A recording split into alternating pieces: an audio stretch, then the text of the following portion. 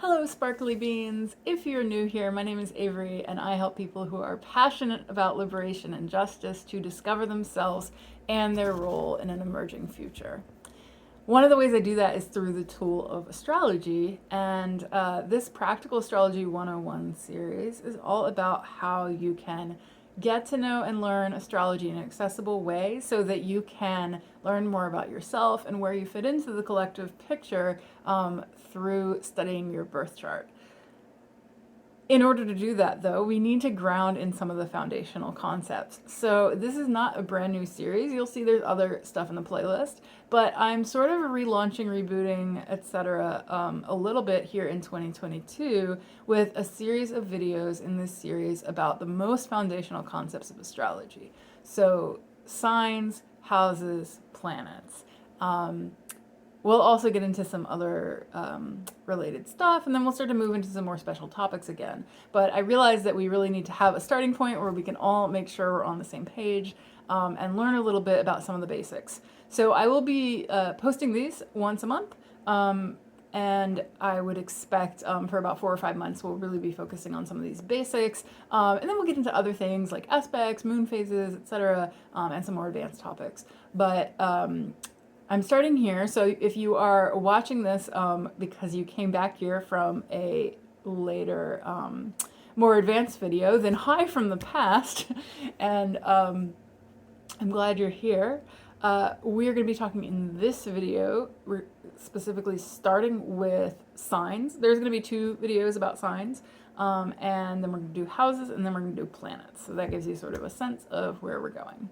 Before I get too much further, I just want to let you know that I do a lot of long-form writing in addition to this YouTube channel, so that if you're interested in astrology or in tarot, personal and spiritual growth, you can find a link to my newsletter below. It's totally free to sign up, and I would love to have you there. I'm trying to build a community of folks who are interested in this idea of getting to know themselves and then co-creating a radical emerging future together. So check that out.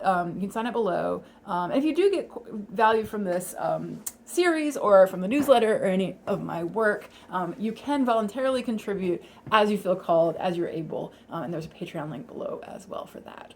So that gets all that out of the way. I also just want to, since this is the first video in the kind of foundational topics, give a quick reminder that astrology is a vast subject. So if you are coming here and you're sort of brand new and you're like, hey, I know my sun sign and I've learned that there's more than that and I'm curious, or I checked out some astro memes and I want to go a little bit deeper, that's great. I'm so happy to have you. Astrology has really been a tool that has helped me in my own sort of personal exploration, but also in understanding how I relate to others and understanding, what my values are and how they intersect with the way I communicate, the way I draw people into my life, the way I experience conflict, all sorts of other things. So you can totally get that from astrology. But it can also be really daunting and overwhelming.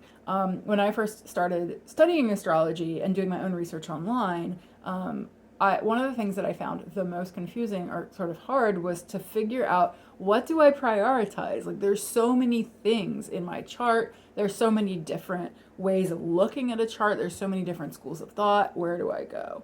I'm not going to give you the answer to that because I, in true Pisces fashion, don't believe that there is one answer. And I actually think that it's really important that we consider the context of astrology and that it takes place, or rather that it is a tool that we are using in the context of our general climate, which includes racist capitalist society, which includes imperialism, and that some of the context of astrology comes from this as well. And so I highly recommend, once you've checked out some of the basics in the series, to get the book Post-Colonial Astrology by Alice Sparkly Cat, or Ace, because Ace does a fantastic job in their work breaking some of this down and like the origins of astrology and helping you to kind of understand where Greek and Roman and then European ideas like get in here and color things. So like I'm providing that perspective because I think it's really important that we have the chance to work with our charts intuitively and to understand that our own experiences ground the astrology. And so if you feel like something is off, if an interpretation feels kind of weird to you, or like, oh, that doesn't really make sense, or that doesn't vibe with me, that you open yourself up to other possibilities and to using your own sort of interpretive skills and your intuition and your heart as well, and the way you feel in your body when you hear these things, to figure out what is right for you. So I'm going to give some concrete information here, don't worry, but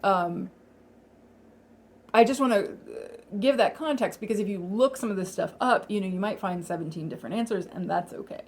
For example, one concept you may or may already have run across is the idea of like the 12-letter alphabet, which is something that is sort of poo-pooed by a lot of traditional astrologers. It's a more modern concept, and it's the idea that the three things we're going to be talking about, planets, signs, houses, kind of associate with each other so that you can, well, I think everyone agrees that they associate, but are equivalencies, so that you could basically say that, Mars characteristics, Aries characteristics, and first house characteristics are the same. And that's something that a lot of folks don't like. That's something that some folks find really helpful and useful as a tool. I kind of fall somewhere in the middle. But like, I bring that up as an example just to say that what your perspective is on that might influence how you see these three different concepts, and whether you think of them as being sort of equivalents to each other or not. Again, I'm not going to give you an answer, but I'm just going to tell you that it's there. And if you have any questions, I really want to encourage you to leave a comment below. So let me know if there's something that I bring up in these videos that you don't understand, or that you're wanting for some more information on. Just let me know in the comments, and I will let you know whether that's something that's coming up in a later video already, or maybe it's something that I do need to add. So I would love to hear your feedback and what you're looking for, and we can adjust as we go. Okay, I think that covers all the sort of housekeeping stuff. So I want to first just very quickly and briefly introduce what are signs, and then we're going to talk about the concepts of element, modality, and, as a bonus, orientation as a framework for understanding signs, so that you're not just like rote memorizing 12 signs. In the next video, I will go through sign by sign and talk about each, but we're going to use this framework as a grounding, which I think will be helpful, so that you're not just like trying to memorize one by one, because there are 12 signs, and memorizing 12 signs can be a little tough. So let's start with, what are signs? What is the point of signs? What does a sign even do in astrology? So the signs are kind of like the adjectives of a chart. Signs give you characteristics or kind of a flavor to everything that's happening. So anytime you have a sign, it's like it gives the noun an adjective. It tells you a little bit more about the flavor of something. It can also tell you how comfortable different planets are in particular zones of the sky. And we'll get into that a little bit more later. The signs themselves do come from they are zones of the sky, essentially, and they do come from where the constellations are that share their names. But it's important to note that in tropical astrology, which is the zodiac that I use personally, and that is used typically by folks who practice Hellenistic astrology, modern, sort of Western or global north, or however you want to refer to that, astrology. And there's also the sidereal zodiac. So again, not telling you which one is better, but which one you choose when you pull up your chart, which you can do on astro.com for free. There'll be an option that says which zodiac. It defaults to tropical, and you can change it to sidereal. And I think there's one other that I don't know anything about. But which zodiac you choose influences, it's going to change. So for example, my sun is not going to be in the same sign if I move from one to the other. So I'm going to be using the tropical zodiac, and in the tropical zodiac, it's not exactly where the constellations are in the sky now, because stars do move, but very slowly compared to planets and bodies that are closer. So my understanding of it, I don't know a lot about this, but my understanding is that the sidereal zodiac, which is used, for example, in Vedic astrology, so astrology that's practiced on the Indian subcontinent by Hindu folks. Again, I don't know a whole lot about Vedic astrology, but I do know that they use sidereal. So that's going to be based on the actual position, is my understanding, of the constellations in the sky, whereas tropical kind of uses math and just like smooths it out. Not to go down a rabbit hole with that, but basically the idea is there's zones in the sky. So if you look at a chart, you're going to notice that there are glyphs for each sign. And they're going to be in 4 different colors: red, blue, green, and like an orangish. And you're going to see that there are 12 of them, and they go at even distances around the circular chart. So when you're looking at a circular zodiac chart, then you're going to be able to see that each of these signs occupies 30 degrees of space. So that's 30 degrees like in the circle. Circle's 360. So it's divided into 12. Each one gets 30. So they're equidistant. They will be marked along the outside rim of the circle. And you'll also see little wedges, and depending on the house system that you're using, the wedges may not line up with the signs, but we'll get to that in the houses video. So don't worry about the like wedge lines right now. Just look for each of the glyphs in little, what do you call this, segments around the outside of the circle. Each of them is going to be 30 degrees. There also are minutes. So there's 30 degrees, and then each degree has 60 minutes in it. So you might see something like the new moon is happening at 12:59 Capricorn. And that just means it's 12 degrees in and it's 59 minutes. So it's right before the 13th degree. Minutes you're generally not going to have to worry about unless you're specifically wanting to know like exactly when something happens with a slower moving planet. But generally degrees are good enough. So if somebody says, my sun is at 15 Leo, that means that if you look at their chart, you'll see the sun right in the middle of the sign of Leo at 15 degrees. So planets can fall in a sign. Planets do fall in a sign in the natal chart. And they also can rule a sign. We'll talk a little bit more about rulership later, but an example of this would be a placement. So where the planet is placed in the chart, where you see it, is the sign is placed in. So for example, I have my sun in Pisces. So this would be, if I look in a magazine or whatever for my horoscope, typically it's sun signs, so I'm going to look for the Pisces horoscope. You're probably most familiar with sun signs. They are, they match up to specific dates because they go with the rotation of the sun. And so, the rotation of the earth around the sun.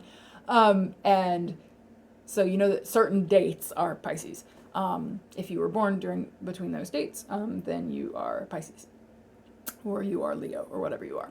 So that would be the placement. So you can say that like my sun is in Leo, or I am a Leo sun. It just tells us where in the chart that falls. You can also say I am a Uranus in Aquarius. So every planet, every point in your chart will be in some sign, and that flavors that particular planet or point.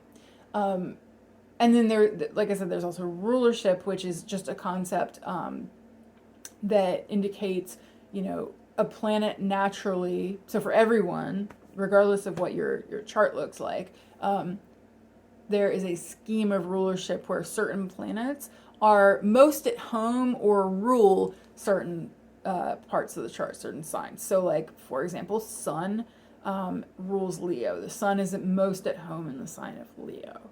So I have my Sun in Pisces, but also I know that anything that might fall in Leo in my chart is ruled by the Sun. Don't worry too much about that right now. I just want to point out that that's another use of signs in the natal chart, but we'll cover that later. That's a little more advanced.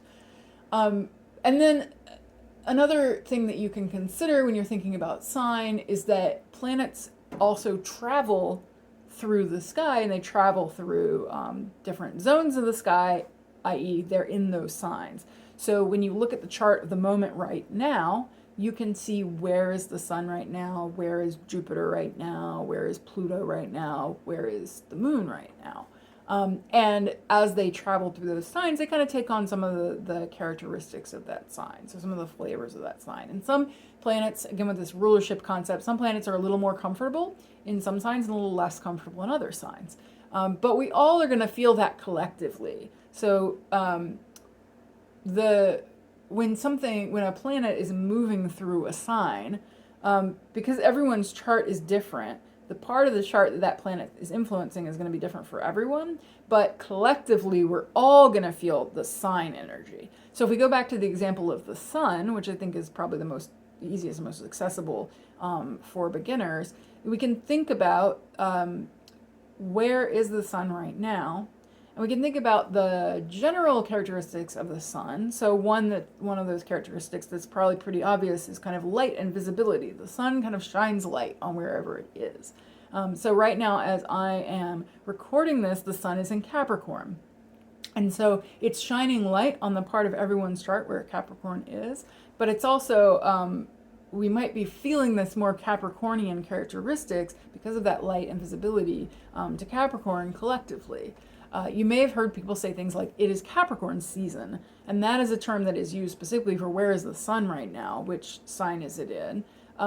And we can particularly feel that energy or that flavor of Capricorn during Capricorn season, because not only is the sun there, but Mercury and Venus tend to travel very close to the sun. So for a lot of that season, or some of that season, you're going to have somewhere between 1 and 3 or even more planets in that zone of the sky. So I hope that makes sense. So again, just to recap, the signs are kind of the flavors. We can look to our chart to see what are the flavors of those planets at the time we were born. We can also look to those flavors in terms of how comfortable different planets are, which we'll cover later. That's the idea of rulership. And then we can look at the current moment to see where different planets are transiting through the sky and what flavors they're sort of taking on or having to grapple with as they move through that part of the sky. All right, so that's the intro to signs, but what I really wanted to get into in this video is a kind of scheme for how you can think of the signs, rather than just taking them one by one. Signs have natural relationships to one another. They're categorized by 3 things: element, modality, and orientation, which is kind of a bonus. I didn't know about orientation at first. I mean, it's not a bonus, it is it's a third thing, but the element and the modality are particularly come up a lot, but all 3 matter. So these are how they're categorized, and this can be a useful scheme to kind of understand them without just memorizing the list. So like I said, we will look at each sign in the next video, and in a later video we'll look at rulership and how planets and signs interact. But first I just want to go through like what each of those things are: element, modality, rulership, and then I will cover 3 different ways that you can use them. Okay, so it may be helpful right now to pull up your chart if you can. You can just pause this video and go to astro.com, or there's other resources, but that's the one I tend to use, and go to the free horoscope section, and you'll be able to find a place where you can pull your birth chart. If you go there and you pull up the chart, you can kind of see these signs. You can see the signs, and then you can see the elements, modalities, and orientations as I describe them. You could also, if you want to, if you don't pull up your own chart, you don't have your birth info handy, you can just pull up you can just look up zodiac chart or astrology chart and just see an example of the wheel. But if you take a look at that, you will be able to see, like I mentioned earlier, that they are kind of color-coded. So that's the element. The element is already going to be there. And then you're going to have to do a little bit of sleuthing to get to the other 2. So there is a scheme or an order. So if we were to look, if you start with Aries, which it looks kind of like a V with little curvy bits. If you find the red V with the curvy bits, that's Aries. And if we start there, we always go, well, I shouldn't say always, but for most concepts in astrology, we're going to be going counterclockwise. So if we go counterclockwise from Aries, you'll see that the order, and I'm going to look to make sure I don't mess this up. The order goes fire, earth, air, water. Fire, earth, air, water. So there's 4 elements. And then there's 3 modalities. So it goes cardinal, fixed, mutable. Cardinal, fixed, mutable. Because of that 3 and the 4 with the 12, you get each pair of element plus modality has 1 sign associated with it.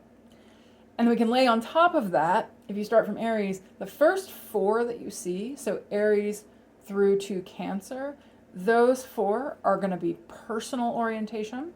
The next 4 are going to be interpersonal, and the last 4 are transpersonal. Okay, so what does that mean? Let's start with element, because I think it may be one of the easiest to understand. So again, color coded. So whenever you're looking at most charts are going to have this color coding where you can quickly kind of key into red is fire, earth is green, water is blue, and then air is kind of orange, which isn't as obvious, but it's the 4th one. So the elements. This is an area, by the way, where different traditions are going to differ both within astrology and also generally. So if you're into like tarot or magic or other systems, you know, there are the lines here are fuzzy and gray in some ways. But if we want to be as general as possible, some of the themes you might associate with each element. So water, you might think of as engaging our emotions, engaging our sort of like heart space, our social connections, relating to others, but not necessarily so much the like mind and talky way of relating to others, but like the ways that we attach to one another, our emotional connections, our spiritual experience can come into these, into water. Again, there is overlap between these, but, and there's overlap between modalities and elements too, so there can be a little bit of confusion, but that's the general tone. Water. You can also just literally think about the element of water. You know, what are the characteristics of water that you observe? Water flows. Water is adaptable. Like there's just various things you can learn by looking at nature, which I strongly encourage. Then you can think about fire. So what is fire? Well, fire is passion, energy. It can be again, you can see the overlap, right? Because we're already sort of talking about emotions, right? Fire can be associated with anger. It can also be associated with sexual passion. It has various different interpretations, but it's an active energy. It can be a creative energy. So those are some of the things with fire. Then we can let's go to earth. So some of the characteristics of earth. Well, earth can deal with tangible things, with our physical reality, with our body, with what's another earth? With like practical elements. And then air, we're looking at the mind. We're looking at how we communicate. You know, we're looking at talking, we're looking at thinking, we're looking at how processing information. Air can be, well, again, just like think about air itself and what are some of the characteristics of air. It can be very quick. It can be, you know, literally as I'm talking, right, I'm thinking in my head about the ways that there are overlaps between these things. So I'm giving this scheme, but I'm also giving it with a grain of salt to say that, you know, this can be helpful as a starting point, but it's not everything. So those are the elements. Then we have the modalities. So we've got cardinal, fixed, and mutable. So cardinal energy is the initiation energy. It's the starting energy. It's the like, okay, we got to start from somewhere. We need a spark. You hear that spark? Like I'm already associating cardinal with fire, but that's not true. There's cardinal earth, there's cardinal air, there's cardinal water. So, but it is that initiating energy. It's the start.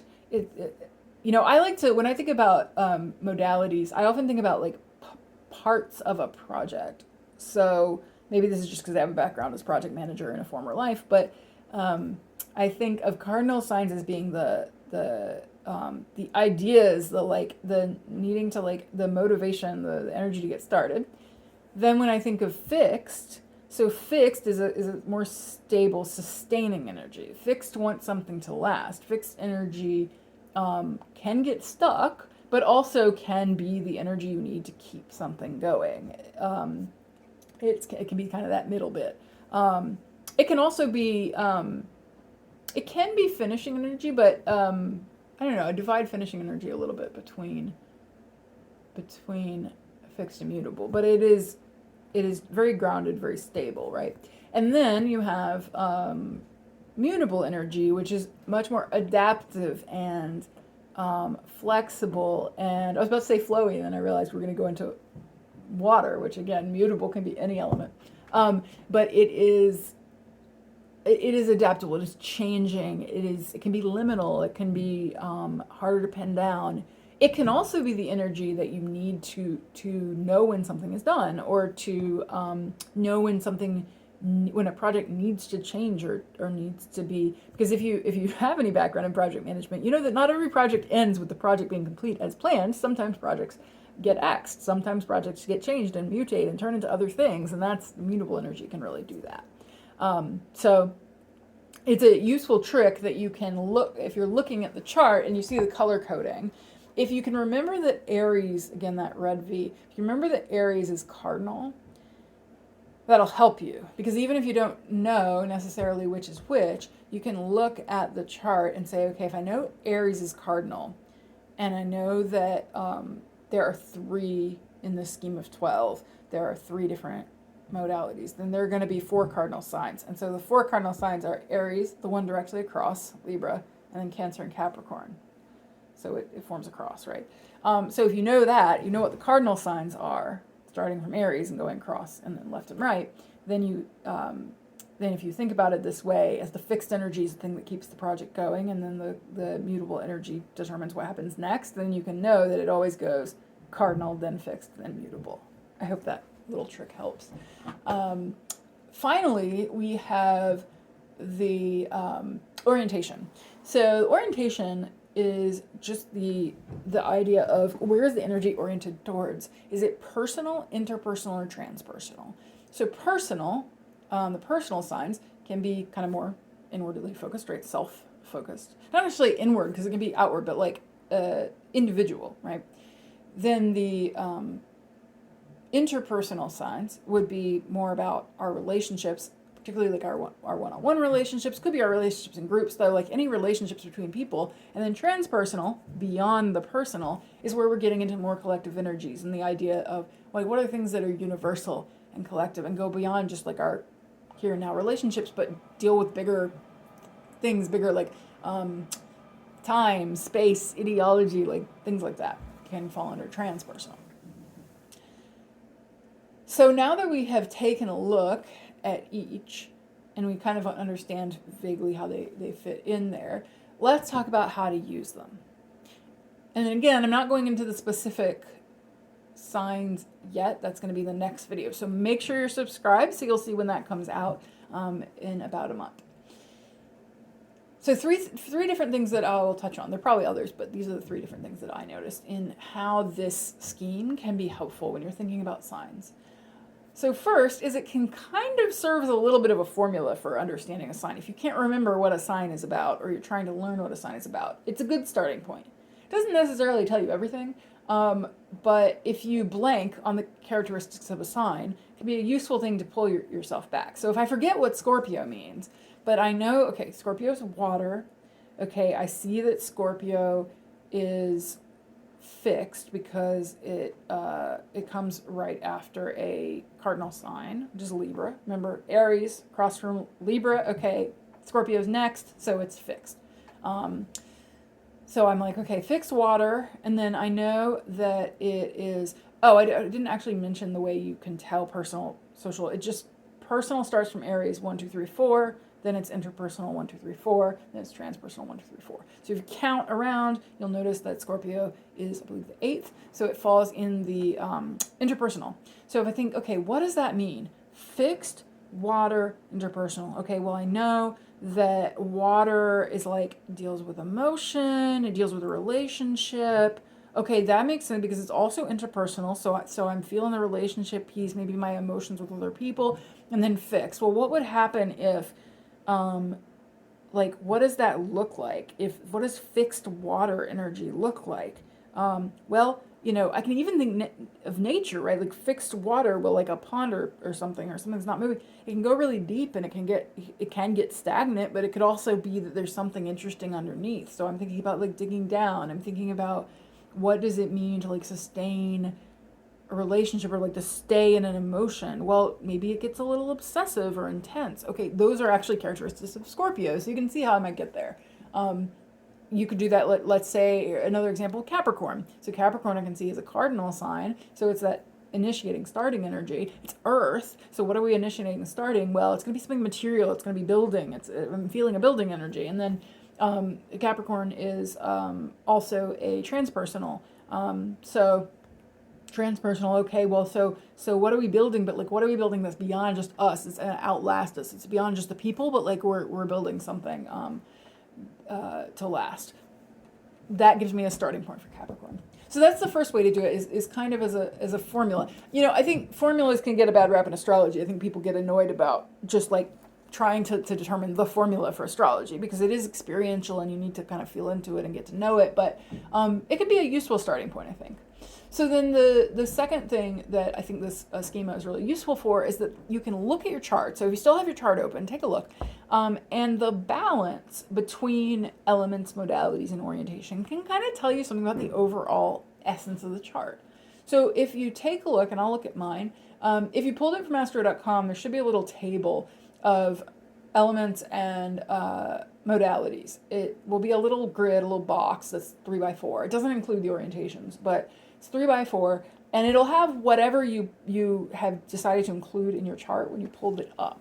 So a note of caution about this is that depending on what software you're using or what website you're using or how you've calibrated that website, so astro.com has a lot of options, you can include different things. So like I'm looking at my chart now, and I've got all the planets, as well as, in astrology, sun and moon are planets, as well as a bunch of asteroids. I've got, a couple of points that aren't either.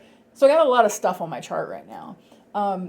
And so when I look at that table and I look at the overall balance, I can see some things, but I also like to narrow it down. So using my own chart as an example, if I look at this little grid, I can see immediately by the colors, you'll be able to tell kind of what's the balance of the colors. So I notice there's a lot of red and a lot of blue, and kind of a few each in orange and green. So I know that my chart is predominantly fire and water, but it is pretty balanced if I'm looking at everything. I can also see the modalities are pretty evenly spread across. So this would suggest that I tend to have a fairly consistent energy for starting things, ending things, and keeping things going in the middle. And then if I look at, and again, it's not in the grid, but if you remember, you start from Aries, you count 1, 2, 3, 4, 1, 2, 3, 4, 1, 2, 3, 4. You can see whether you have personal, interpersonal, or transpersonal highlighted. So if I look at my own, I can see that there's a fair bit of balance, maybe a little less on the interpersonal side. Okay, so it tells me a little bit. But what I would recommend is you can either, if you're in astro.com, you can go to, you specifically want to make sure you're doing the extended chart selection. So when you go to like free horoscopes, I think it's under extended chart selection where you can pick a bunch of options. So you can actually, if you want to change your view to see this and not have to pick it out, you can remove everything except the things that I tell you to leave.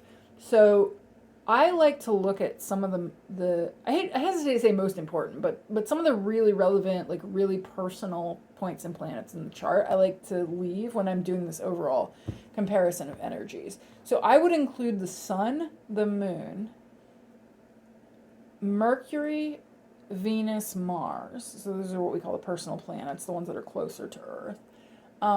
Sun, moon, Mercury, Venus, Mars. And then I would also put in there the AC or rising sign. Well, this is just going to show up automatically, but I'm going to include in my analysis the AC and the MC. The AC are known as the rising and the MC known as the midheaven. So if I just look at those, and I'm not going to adjust my chart, I just know where to find them, but if I just look at those specific ones I listed, I think there's 7 of them, then I start to get a little more personal picture. So I noticed, for example, in my chart that if I only look at those, okay, now I'm seeing that I've got 2 of those in fire and the rest in water and nothing in the other elements.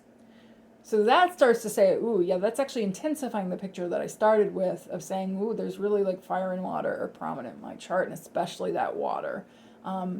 Especially because my sun, moon, and rising are all water, known as the big 3. We'll talk about them more in the planets video. And then if I look at the modalities with those same ones emphasized, oh, then I noticed that the picture has changed. I had a fairly even spread, and now I have nothing in fixed. And that actually starts to resonate more with my personal experience, because I know, for example, that I tend to get a lot of excitement at the start of something and want to just get something going, want to try it, and that I'm very good with mutable energy. I'm great at adapting and changing and you know, throwing the baby out with the bathwater and, you know, riding with the waves. But I get kind of bored in the middle, and I have challenges there. And, you know, I have other planets there that I can lean on, that I can use, but it's not quite as natural an energy to me. So that makes me go, oh yeah, no, that actually resonates. So you can take a look and see, like, do you find resonance there? Similarly, if I look at the orientations, I notice that I've got a pretty even split between personal and transpersonal and not interpersonal, which also resonates with my experience, where I get really excited about the big ideas in the collective, but like when it comes to actual humans, I'm like, oh, humans. So I encourage you to pause if you haven't been doing it already and just look at those in your chart and see, does it resonate with your experience? Does it not? It's okay if it doesn't, right? Like there are other things that might influence that. But you can start to get a sense of the balance of the energies. You also might notice, like, if you have in your chart what's called a stellium, where you've got like 4 or 5 planets that are all clustered up in a sign, then even if it's not like a ton of those significant ones I mentioned, you know, if you've got like Jupiter, Saturn, you know, a bunch of like outer planets all together, that sign is probably going to be pretty strongly felt for you too. So that kind of prioritizing that I suggested may not work as well if you have a stellium of things grouped up together. You should also count that energy in as really strong in your chart.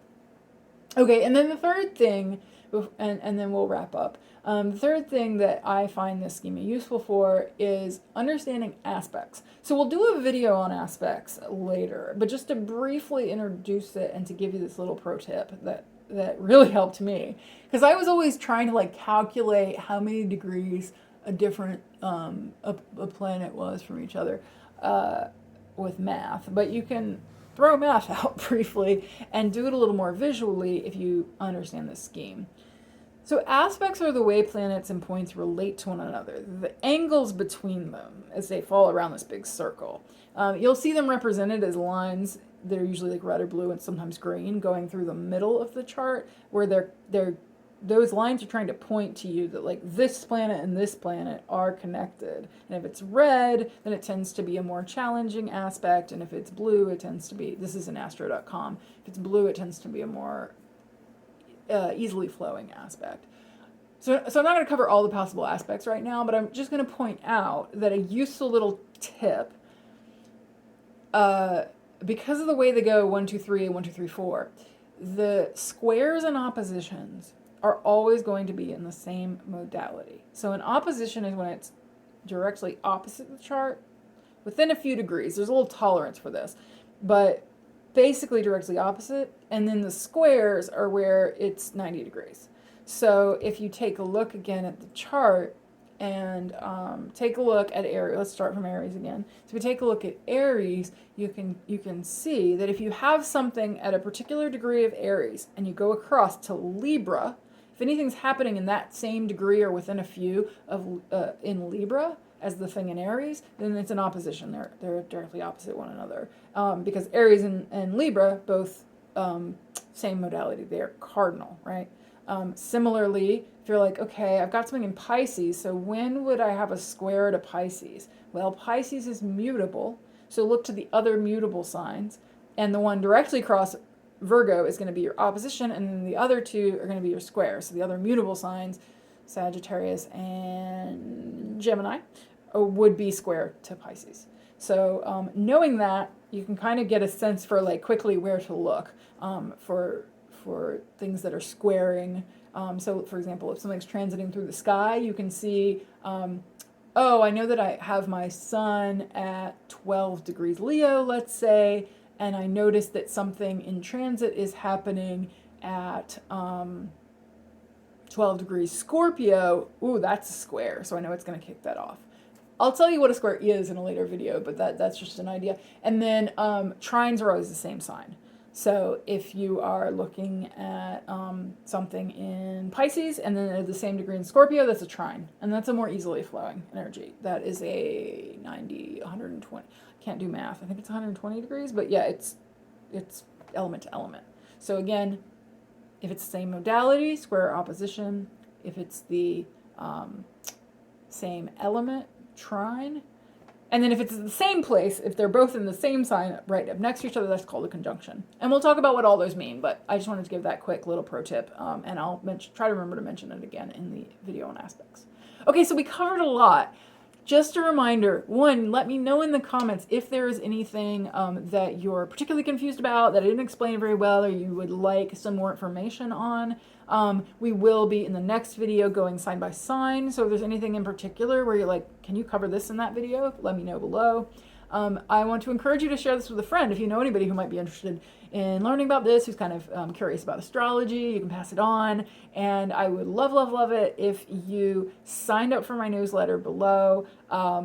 Or even if you're not interested in the newsletter and you just like these videos, if you did receive some value from this and you feel that you've gotten something out of it and you are able and have the capacity to do so, I recommend that you click on the link below to Patreon. Of course, totally voluntary, and I want you to feel that you have a free and light heart if you're not able to contribute at this time. But if you did find value from this, this is my job. So if you want to sustain and support, that is how you would do so. All right, I look forward to seeing you in the next video of Practical Astrology 101. And for all the videos on my channel, don't forget to hit that subscribe button. We got a lot of exciting content coming out soon.